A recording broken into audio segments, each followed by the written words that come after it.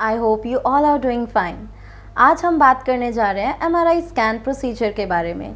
इस वीडियो में हम जानेंगे MRI स्कैन क्या होता है, इसको किस तरीके से किया जाता है और करने से पहले और करने के बाद किन सावधानियों का हमें ध्यान रखना पड़ता है।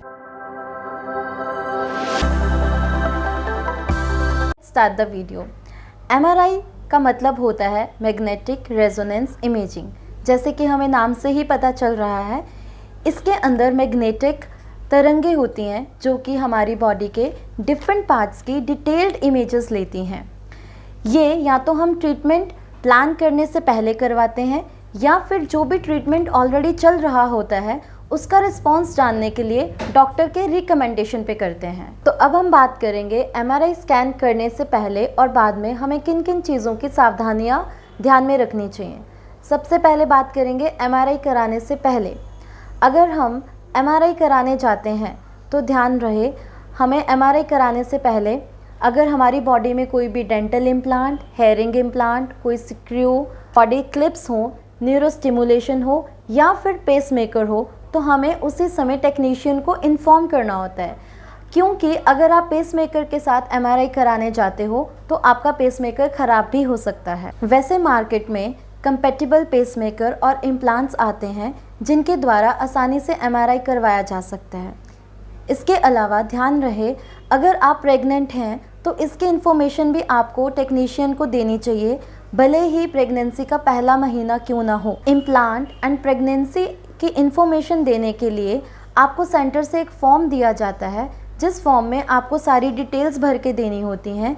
ध्यान रहे, अगर आपके पास MRI की कोई पहली रिपोर्ट या फिर कोई मेडिकल रिपोर्ट हो, वो भी आपको टेक्नीशियन को बताना है, ताकि डॉक्टर जो लेटेस्ट रिपोर्ट बनाए वो पिछली रिपोर्ट को कोरिलेट करके आपको नई रिपोर्ट बना के दे सकें। MRI बॉडी के किस किस पार्ट्स का किया जाता है। सबसे पहले हम बात करेंगे MRI ब्रेन, यानी कि ब्रेन में हैमरेज हो जाना यानी कि खून का बहना, सूजन आ जाना या फिर सीजर्स यानी कि दौरे पड़ना, इसके लिए हम करते हैं MRI ब्रेन। दूसरे नंबर पे आता है MRI स्पाइन। बैक पेन के केस में हम लंबर स्पाइन MRI करते हैं। नेक पेन के केस में हम MRI सर्वाइकल स्पाइन परफॉर्म करते हैं। इसी तरह और भी MRI स्कैन्स होती हैं। इसी तरह हम डिफरेंट पार्ट्स के लिए या डिफरेंट जॉइंट्स के लिए MRI स्कैन परफॉर्म करते हैं, जैसे कि नी जॉइंट, हैंड जॉइंट, इनके लिए कॉमनली MRI स्कैन किया जाता है। चलिए फ्रेंड्स, अब हम आपको MRI के टाइप्स बताते हैं। MRI 0.5 टेस्ला से 3 टेस्ला तक होती है। टेस्ला बेसिकली MRI के रेजोल्यूशन को डिफाइन करने की यूनिट होती है। वैसे तो 3 टेस्ला 1.5 से रेजोल्यूशन से ज़्यादा बेटर होती है, लेकिन अगर आपको डॉक्टर ने कोई भी स्पेसिफिक कंडीशन नहीं दी है तो आप 1.5 टेस्ला इजीली करवा सकते हैं। कभी कभी कुछ कंडीशंस में डॉक्टर मेडिसिन के साथ MRI कराने के लिए बोलते हैं, जिसे कंट्रास्ट या फिर CE-MRI कहते हैं। CE-MRI में मेडिसिन IV इंजेक्ट किया जाता है और उसके बाद MRI किया जाता है। जैसे कि मैंने आपको पहले ही बताया, कंट्रास्ट से पहले 4-5 घंटे की फास्टिंग होनी चाहिए और आपके पास क्रिएटिनिन की रिपोर्ट होनी चाहिए। ध्यान रहे, क्रिएटिनिन की रिपोर्ट 30 दिन से ज़्यादा पुरानी ना हो। ध्यान रहे, MRI के दौरान आपको कोई भी मेटल जैसे कि coin, purse, earring, watch, credit cards, pant के जिप आदि ये आपको कैरी नहीं करना होता। इन सबको आपको उतार के रखना होता है। जनरली MRI कराने से पहले खाली पेट होना ज़रूरी नहीं है, और ऐसी कोई भी स्कैन जिसमें 4-5 घंटे की फास्टिंग चाहिए होती है, टेक्नीशियन के द्वारा आपको इन्फॉर्म किया जाता है। जनरली MRI के दौरान सेंटर के द्वारा आपको लूज़ कपड़े दिए जाते हैं जो कि आपको पहनने होते हैं। उनको पहनने के बाद आपको टेबल पे लेटाया जाता है और जिस भी बॉडी पार्ट की MRI स्कैन करनी होती है उसकी पोजीशनिंग बनाई जाती है।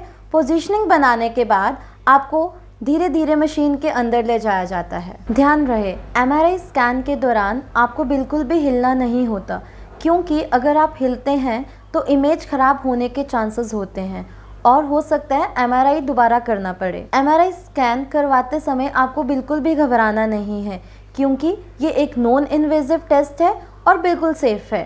टेस्ट के बाद में घर भी जा सकते हैं, और अगर आपको लगे कि आपको अपने अटेंडेंट को स्कैनिंग रूम में बिठाना है तो आप उसके लिए टेक्नीशियन को रिक्वेस्ट कर सकते हैं। टेस्ट के दौरान एक साउंड आती है जो कि कुछ ऐसे होती है।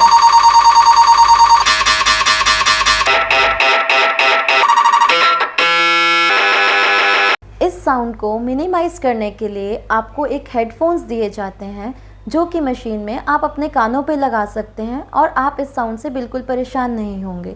इसके अलावा आपको एक बेल दी जाती है। अगर आप मशीन के अंदर डिस्कम्फर्ट होते हैं तो आप उस बेल को प्रेस कर सकते हो और टेक्नीशियन आपके पास आसानी से आ सकते हैं।